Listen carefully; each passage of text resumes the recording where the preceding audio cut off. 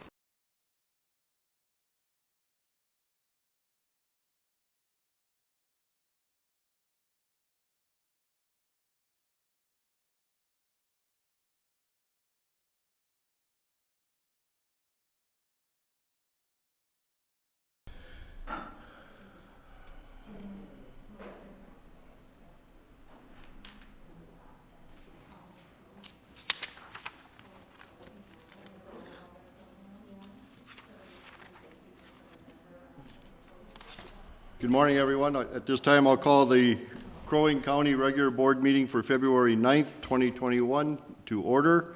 If you'll join me in the Pledge of Allegiance and a moment of silence, please. I pledge allegiance to the flag of the United States of America and to the republic for which it stands, one nation, under God, indivisible, with liberty and justice for all.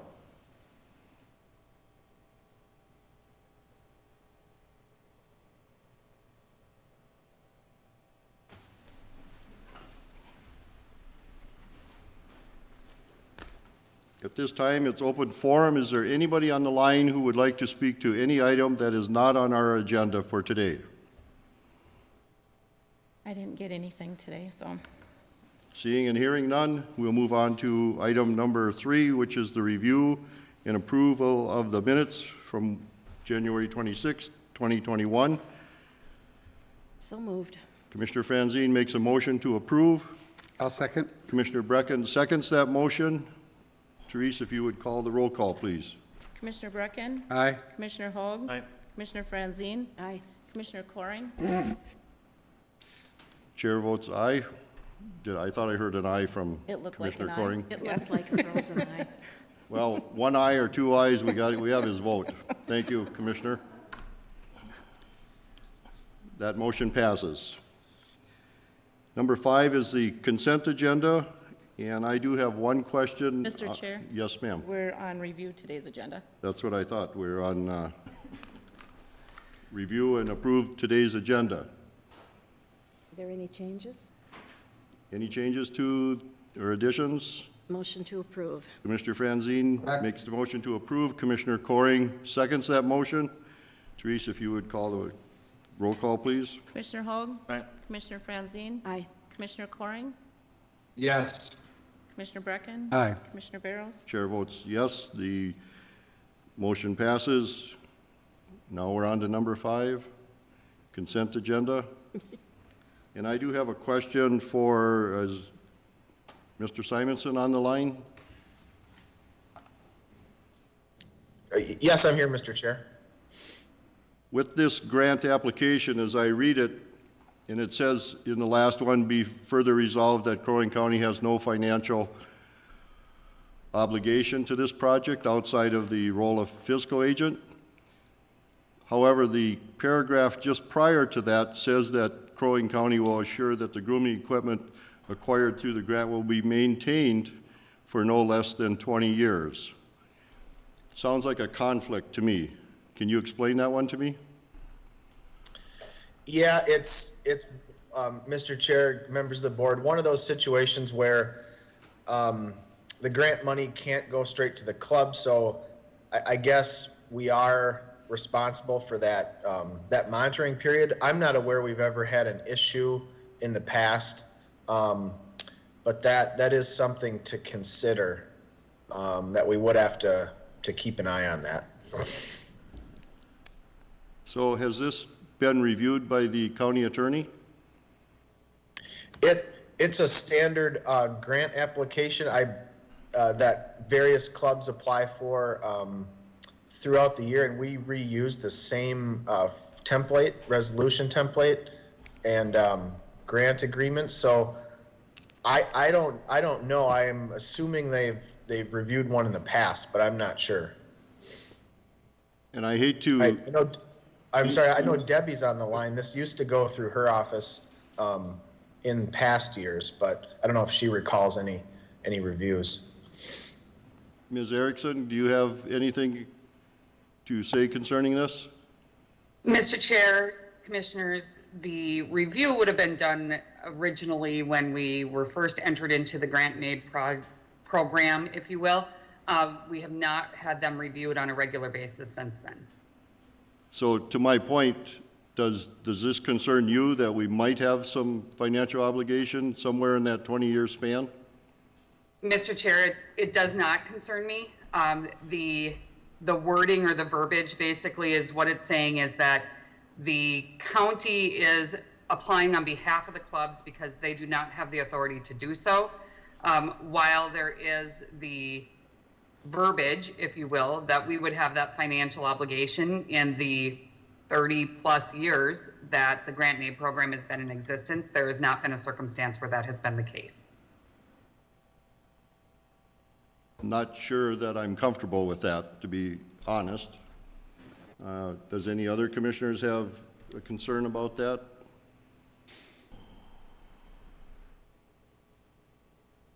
Mr. Chair, Commissioner Coring? I have no concern, and I would move the adoption of the consent agenda. Commissioner Coring makes the motion to adopt the consent agenda, Second. second by Commissioner Franzine. Therese, if you'd call the roll call, please. Commissioner Franzine? Aye. Commissioner Coring? Yes. Commissioner Brecken? Aye. Commissioner Hoag? Aye. Commissioner Barrows? Chair votes aye, motion passes.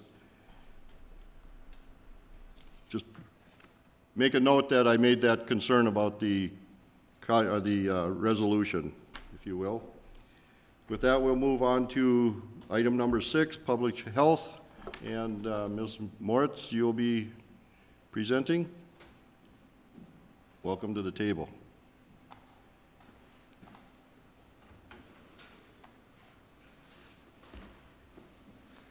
Good morning, Board Chair and board members. It's really nice to see you in person today. We like that too. Yes. Very nice to see you in person today.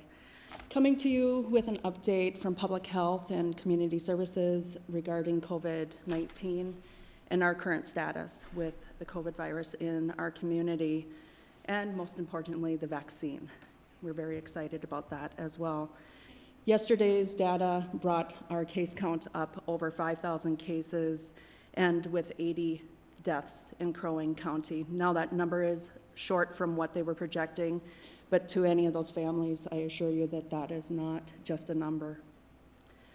Still in our community, the exposure setting tends to be a contact with a known case, but there are still plenty of cases that are being contracted by living settings, unknown contacts or unknown confirmed cases, healthcare settings, and travel-related acquiring the virus. Thankfully, though, over the last weeks, we've been able to see that count decrease, bringing it down to a point where our schools have been able to get the majority of their children back in person and their teachers back in school as well. That's a success this past couple of months here, bringing that number down and getting the kids back. Each school has a different plan on getting them back. It's based off of their size of their school, their class counts, and the space that they have available to spread the kids out as well as the teachers. So I know this week, like Pequot Lakes had their 9th and 10th grade, well, 8th and 9th grade coming back, and then next week, 10th, 11th, and 12th coming back on the 22nd. So that's progress each week, getting them back into school.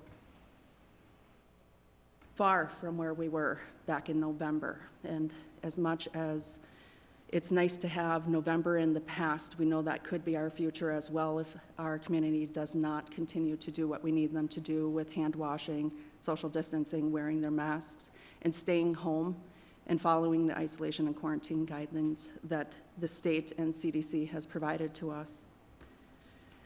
Regarding vaccine, which has been certainly a hot topic around the nation and around our world, we have seen vaccine come in small amounts to Crow Wing County, as well as every other community in Minnesota and around the nation. In Minnesota, back a couple of weeks ago, we saw pilot sites stand up, 9 different pilot sites.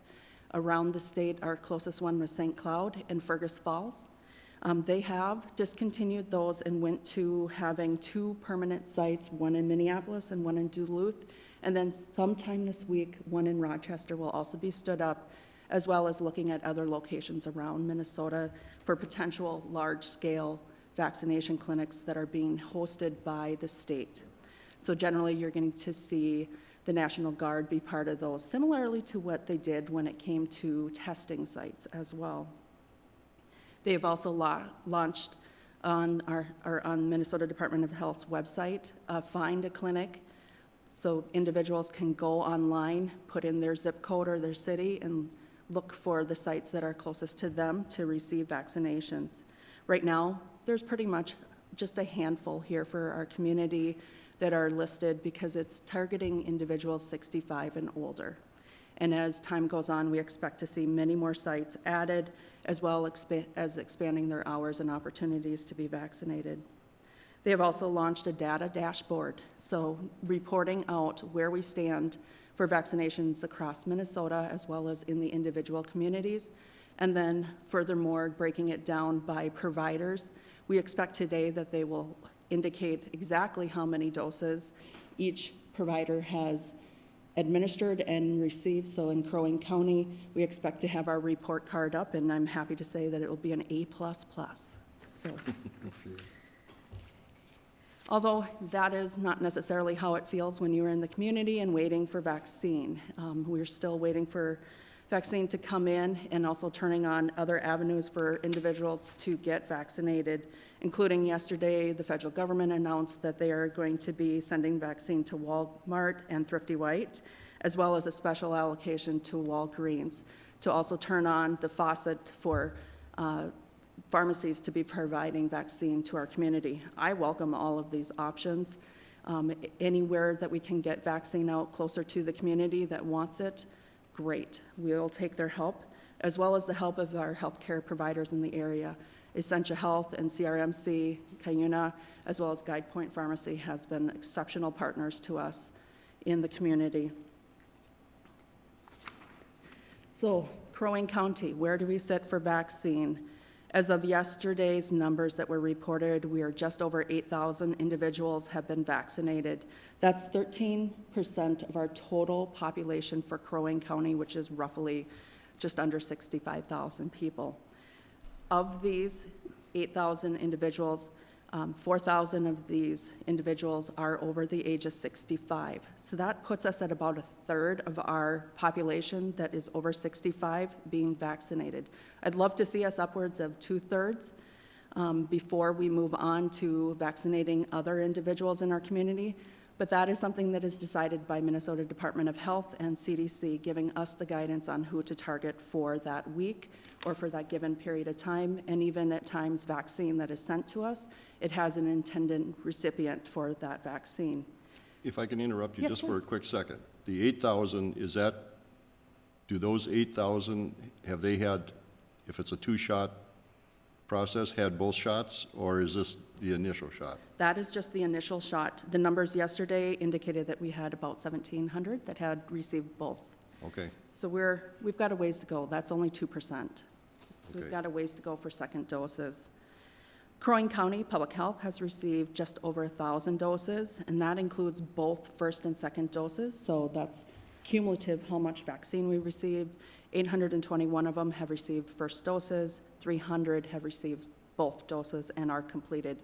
This week, we have clinics for second doses as well, so we'll be able to add another 180 or so to that list. We are expecting 300 doses this week. These doses are intended for the 1A priority group, which is ever growing and being redefined, adding individuals to that group. So as soon as I think we're done, we're not. We get another list that is individuals that have indicated that either they didn't receive the opportunity or notice to register through us or through one of our partners, or they have changed their minds and now want to be vaccinated. So we're still working on 1A, but it's small amounts that are coming in each week indicating that they want to be vaccinated or they've given us another target group, and that's 200 of our doses this week are for individuals that are in shelter, board and lodging, treatment facilities that we had not otherwise had vaccine to administer to them. The goal, receive vaccine and have it gone within 72 hours if it's vaccine for first doses.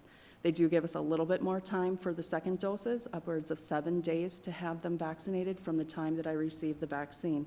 So as you can see, it's a short timeline to get that invite out, and we do invite more people than we know we're going to be receiving vaccine for.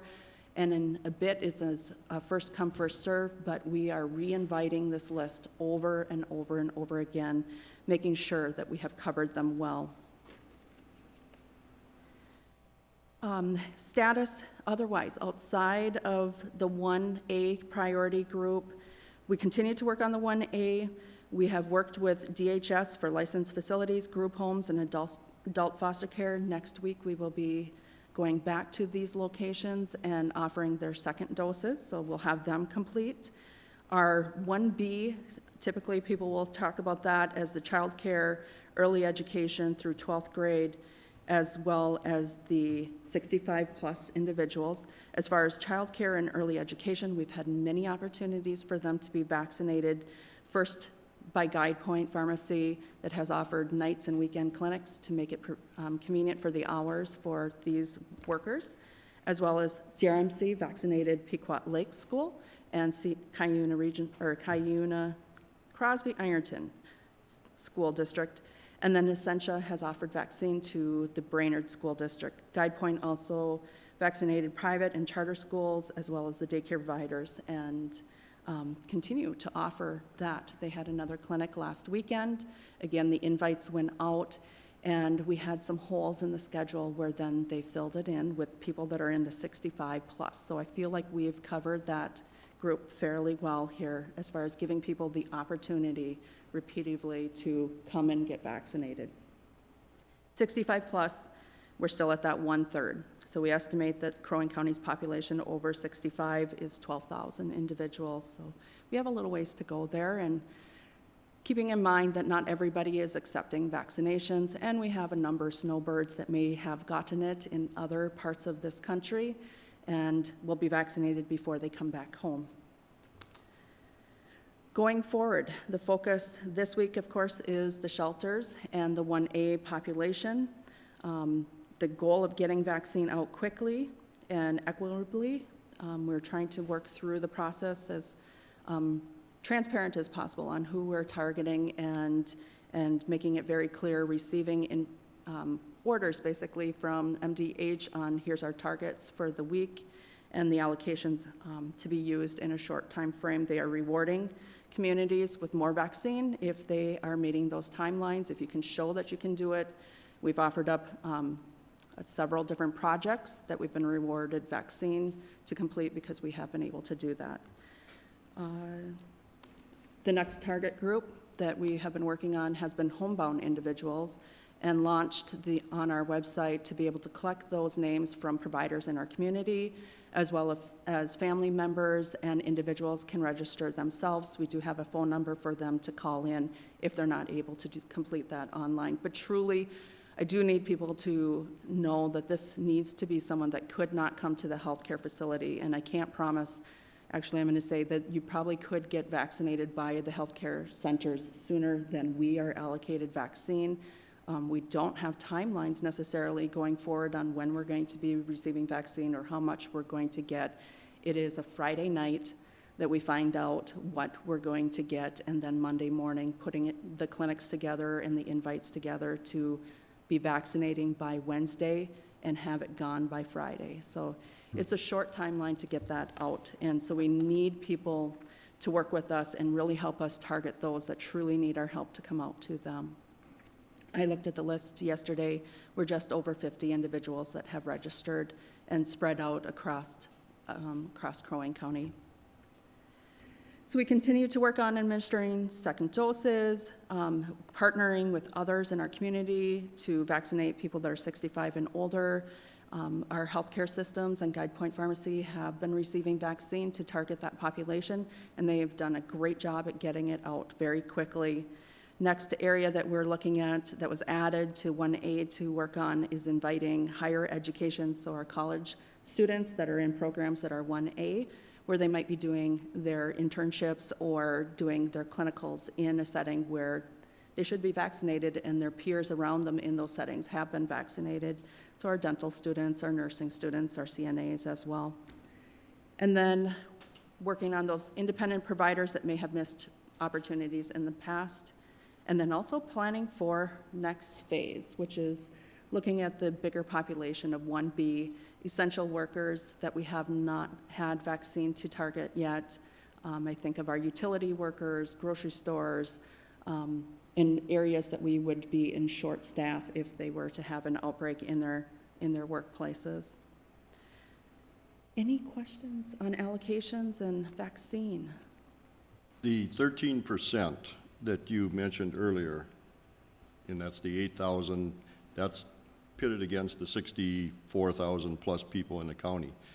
Would there be any value in knowing out of that 1A bucket, how many of those, what's the percentage of those that have actually received that first shot? With privacy issues, we have not registered individuals by their workplace, and because we have multiple locations where people can be vaccinated, that has been something that's been difficult to track exactly how many from each workplace might have been vaccinated because they've had opportunities in many locations. We've heard everywhere from 50 to 75% taking the vaccine, and in some locations, only upwards of 25% of the staff taking vaccine. So it's a range based off of locations and job fields. It would be helpful to know that. We just have not had a way to track that with Essentia, GuidePoint, CRMC providing vaccine as well as us. It would just seem like that would be a piece of information that would give your 1B bucket and any other buckets that are at a lower priority sort of a view of when they might be included and invited to get that first shot. So it's just a thought. Chris Erzman and our Commissioner of Health at MDH had indicated that it's going to take a couple of months to get to everyone that is 65 plus based off of what they know for vaccine to be coming in, and what we know about vaccine coming in is a week-by-week basis, and so it's been difficult to be able to put a timeline. But with that also, they're depending upon 2 different vaccine manufacturers, and we have others that are in the works being approved and working through the process to be able to have those available to us. That would be a big game changer, is another vaccine provider coming on and being able to ship that vaccine out. Another big game changer would be like the Johnson & Johnson, which is most likely going to be approved to be a 1 dose and done vaccine. So that would change things, and we would welcome that as an option here to work through that 1B category and start moving on to the under 65 as well. Any other questions? Well, Mr. Chair, Commissioner Brecken? there had been a rumor kind of going around too that Essentia Health was hoarding vaccines, and I know you helped answer my question when I asked you. Maybe you would want to share that with the board. One of the pieces has been, there's been some complications with communication from the state, and the intention for that vaccine has been that vaccine is supposed to be coming for second doses. And so with that, they were shipped a mass amount of vaccine for our community, for our healthcare centers, but also they were the holders of vaccine for many other healthcare centers in our area. And because they had the very, very cold refrigeration that was needed, or freezers that were needed for holding that vaccine, they had an amount there, but that vaccine was intended for other locations. So the vaccine that they have is the Pfizer vaccine that has a lot of storage and handling issues. And with that, so one of the healthcare centers would most likely come on a daily basis to come and pick up vaccine and then take it back to their facility to be used, and that vaccine needs to be used within 5 days. So yes, they were holding vaccine for that, but then also guidance from the state had been really narrow on who to use that vaccine for. So primarily healthcare facilities, their staff that were direct patient cares.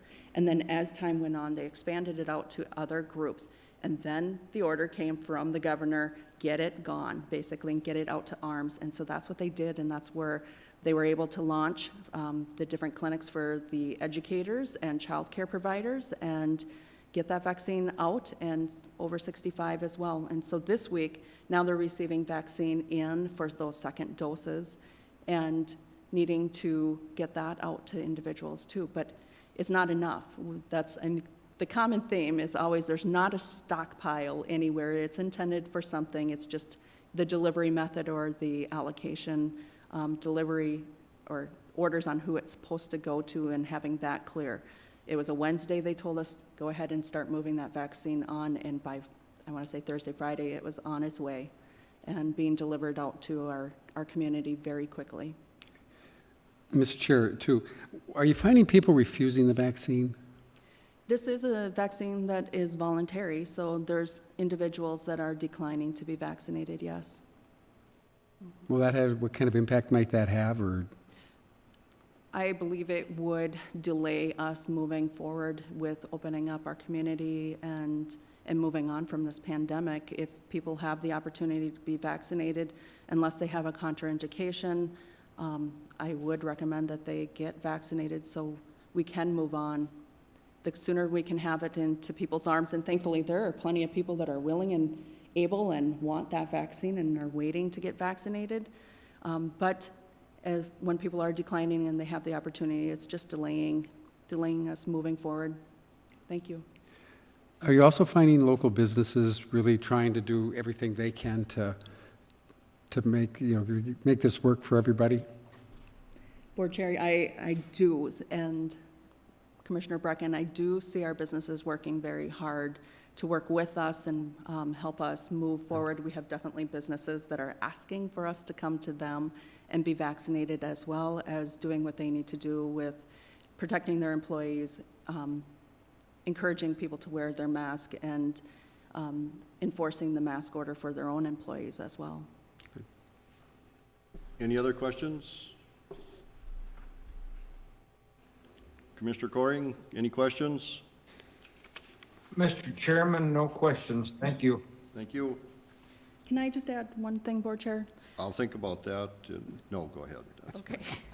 There's a number of scams going on as well. So when you have desperate people and a limited supply of vaccine, there are certain people that will take advantage of that, and we want our community to know that these are scams. If they're asking for credit cards, bank information, social security numbers, anything where they're going to sell you the vaccine or promise to get you on a list for a cost, that's a scam. And if they're looking to ship you vaccine, that is not viable vaccine that's going to be coming to you. So anytime there's a limited supplies, we do see these things popping up, and we need people to be patient and just know that we are working as hard as we can to get it to them as quickly as we can.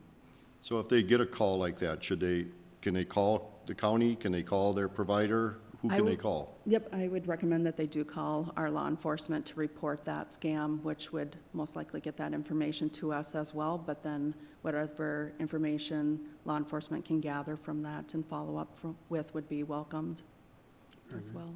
Well, thank you very much. And people should know that that's not the way the system is set up to operate. So it is out of the ordinary, so don't get caught up in it. So thank you very much for that warning. Thank you. I appreciate the board's support in this and supporting community services and our team that are working to get our community vaccinated and out of this pandemic. They've done a wonderful job, so thank you very much. Thank you. All right.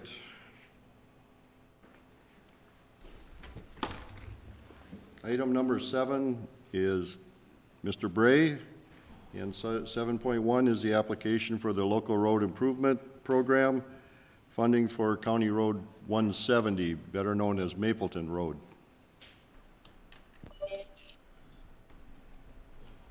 Good morning, Chair and County Board. This is Rob with the Highway Department. Am I coming through all right? You are. Okay. Yeah, we have 2 items today. The first one is a resolution to approve authorizing applying for grant funds for County Road 170 in Therese, can I share my screen or do you need to Yep. do that? No, you can share your screen.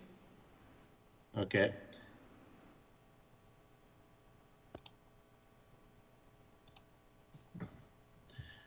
Did a map pop up for everyone?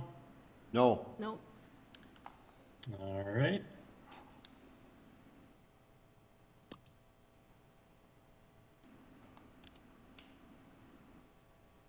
How about now? Not yet.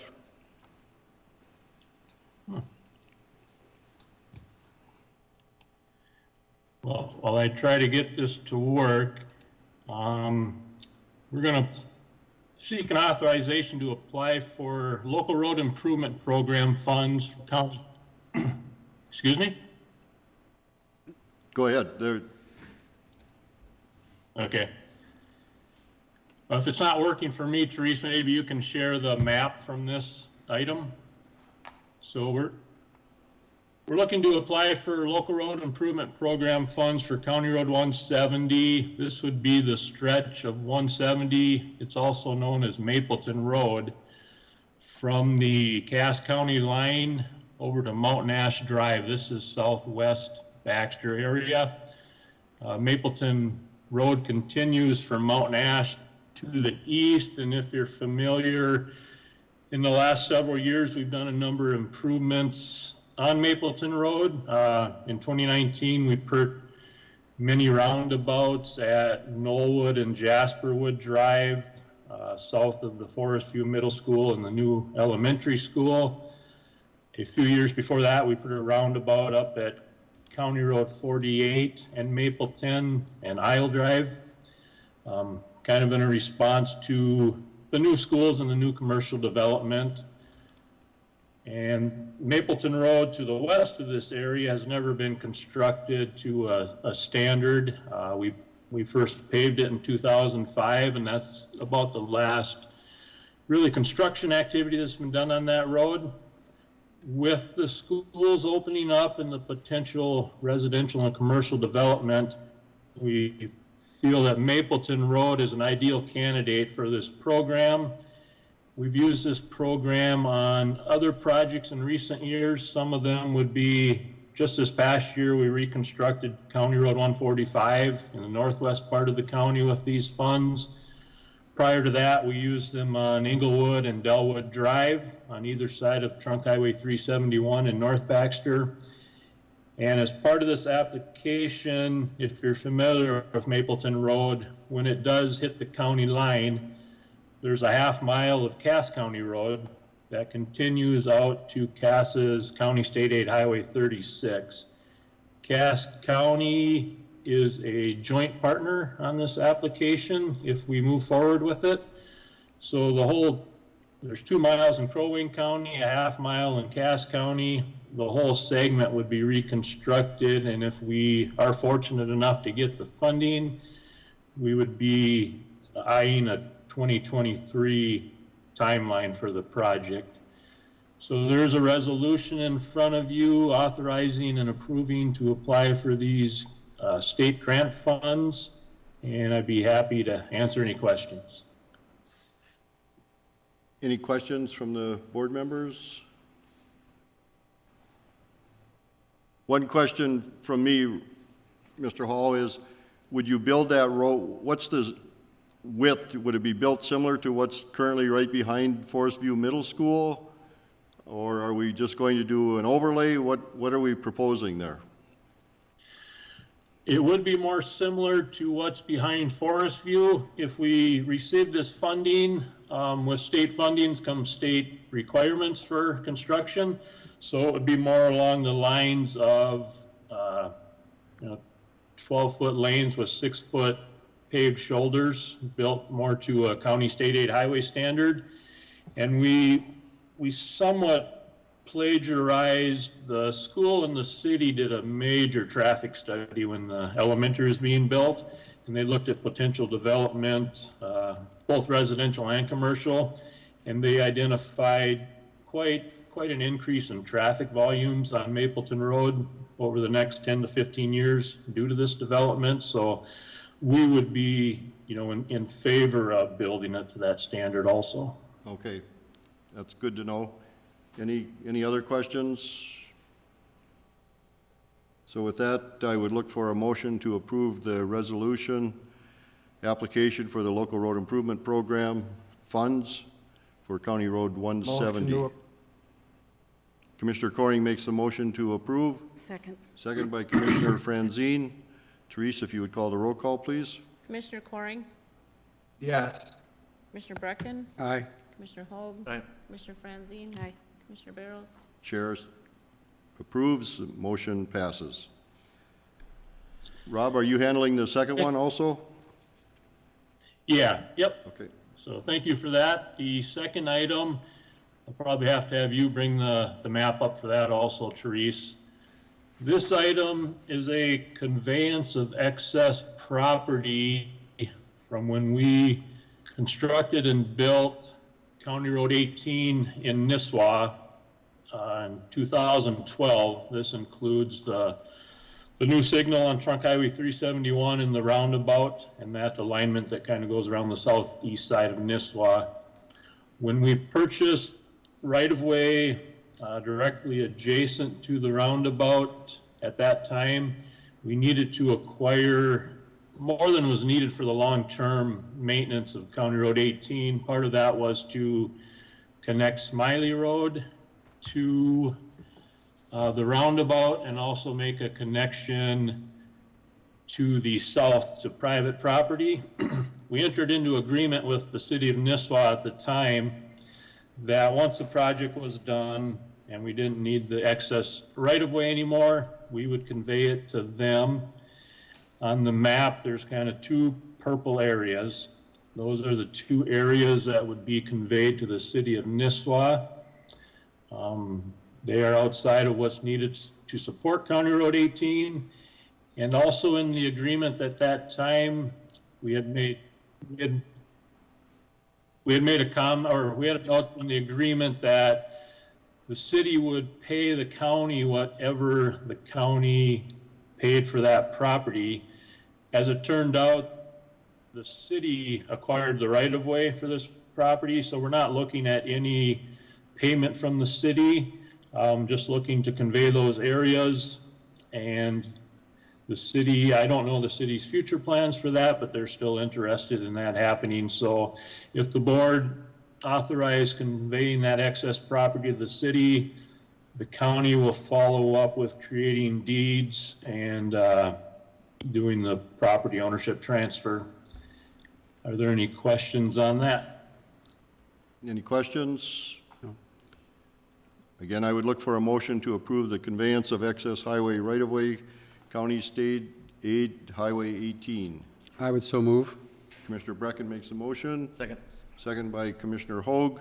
Therese, if you'd call the roll call, please. Commissioner Brecken, Aye. Commissioner Hoag. Aye. Commissioner Franzine. Aye. Commissioner Coring, Yes. Commissioner Barrows. Chair votes aye, motion passes. And with that, we don't have a representative here from the Sheriff's Department. That's on the line. Oh, he's online. Sorry for that, Sheriff Goddard, if you'll tell us what your... No problem. Tell him his plaque is crooked behind him. No, Commissioner Coring, it's just my head. It's just my head. Good morning, everybody. I was not going to have much of an update, and I'm trying to get myself centered here, but to expound a little bit on what Ms. Moritz had mentioned about our scams, the one that we have seen an uptick in is related to the stimulus checks going out. And we're going to probably see more activity around that when the next round, or if a next round of stimulus checks come out. So as a reminder to people, and to answer the question that came up, yes, if someone suspects a scam, please give our office a call. And oftentimes they are something that are taking place overseas, or it's hard to track down, but we can at least pass on to them, some good reminders. And the scams, so reference to the stimulus money, what we try to tell people is, number one is if you have filed a tax return, great majority of them for stimulus money coming back is going to be direct deposit right into your account. You won't receive a check. You'll simply just get a direct deposit. Those that don't see a direct deposit may be mailed a check in the future. My parents, as an example, they are actually mailed a check. Their filing is a little bit different for taxes at the end of the year than mine, and they actually did receive a check. But all of these people out there that are calling and saying, we can assist, or we can help, or send us money, or there's a problem with your account, it's okay. So please keep that in mind, but please feel free to call us. I'll keep it short and sweet, and I heard bad news this morning. It looks like we are looking at this cold spell through Sunday, so please keep your gas tanks at over half a tank, and make sure you got some warm clothes if you're venturing out. And I would entertain any questions. Any questions? Thank you very much, Sheriff Goddard. Appreciate that. The warning for the cold weather is certainly appreciated, but also on the scams, so thank you. You bet. Thank you. Attorney Ryan? Good morning, Mr. Chairman, County Board. I don't have anything for you this morning, but I can answer any questions or try to address any issues you may have for me. Any questions for Attorney Ryan? No. You're off the hook today. Have a good day, everyone, and stay warm. You too. Administrator Hool.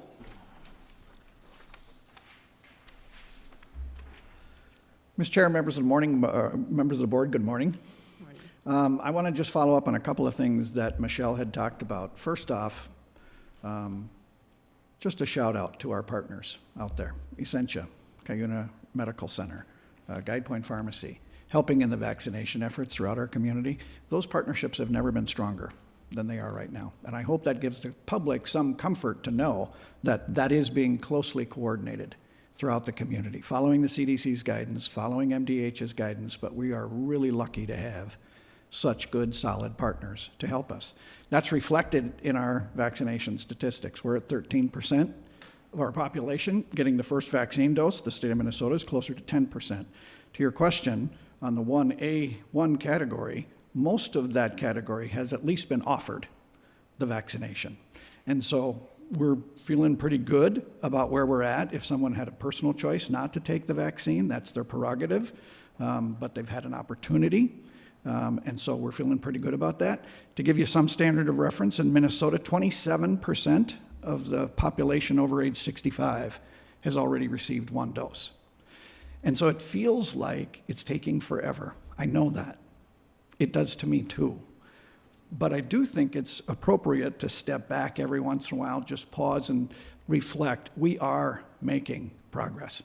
We're making good progress. Given the volume of vaccines, there's no stockpiling. They are getting out the door as quickly as we can. We're doing the best that we can. So I've said it before, I'll say it again. We're coming.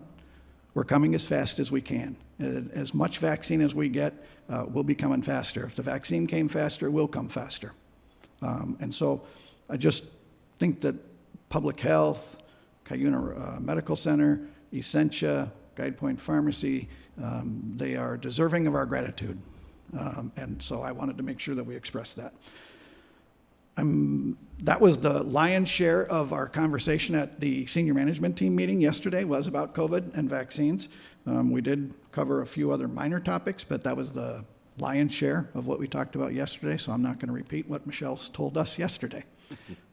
Happy to answer questions about that, though, if you have any. Any questions from the commissioners? Hearing none. Mr. Chair, members, also enclosed in your packet was a request for board action to consider an alternate appointment to the Central Minnesota EMS Regional Advisory Committee. We have had an appointment, Rex Roach, to that advisory committee for quite some time. This particular position has to be somebody with an EMS background. The bylaws do state that there is an alternate. I don't think we have had an alternate appointed to it. And to be honest, it came to our attention when Ms. Roach, Caitlin, approached us asking if she could be the alternate. She has a background. Oh, I see she's on the screen. She has a background. She's been the community outreach coordinator for Brainerd, Alexandria, and the Wilmer bases at LifeLink 3. She's also been heavily involved in public safety, including being a dispatcher for Crow Wing County. For 8 years with the Sheriff's Office, involvement in ground EMS services, fire department, first responder group. She clearly meets the qualifications. So the question before you today is whether or not you do wish to make an alternate appointment. If so, you have one potential possibility. Ms. Roach is interested in serving. It is an appointment that the chair can make, although we bring it forward for all of you to have a discussion about that. Any concerns about appointing Caitlin, get your last name, Roche, as the alternate? And I see none, so I will make that appointment. And correct me if I'm not right here, but then the Joint Powers Board will approve that alternate position when we convene, so. That is correct. So, congratulations. Thank you very much, Caitlin, for stepping up and presenting yourself. I know being on that Joint Powers Board, we haven't had an alternate for at least the 2 years that I've been there, so I appreciate this very much. And I appreciate your board appointing me and looking forward to serving in that position. Thank you. Thank you. Next order of business. Mr. Chair, members of the board, you also have enclosed in your packet a request for board action to consider an appointment to the Natural Resources Advisory Committee. Patrick Galdenek has resigned from the Natural Resources Advisory Committee. The position that he held was as a land resource professional. The Natural Resources Advisory Committee is covered by an agreement, a legal agreement that we entered into on the Miller-Blodell property at the time that it was formed. And so we have certain obligations about the makeup of our Natural Resource Advisory Committee. So the county attorney reviewed the Natural Resource Advisory Committee bylaws as well as the McMillan-Blodell agreement. He is of the opinion it does not need to be a land resource professional who's currently employed. They just have to have that background. Ryan Simonson had reached out to Dean Mackey, and he would be interested in serving on the committee.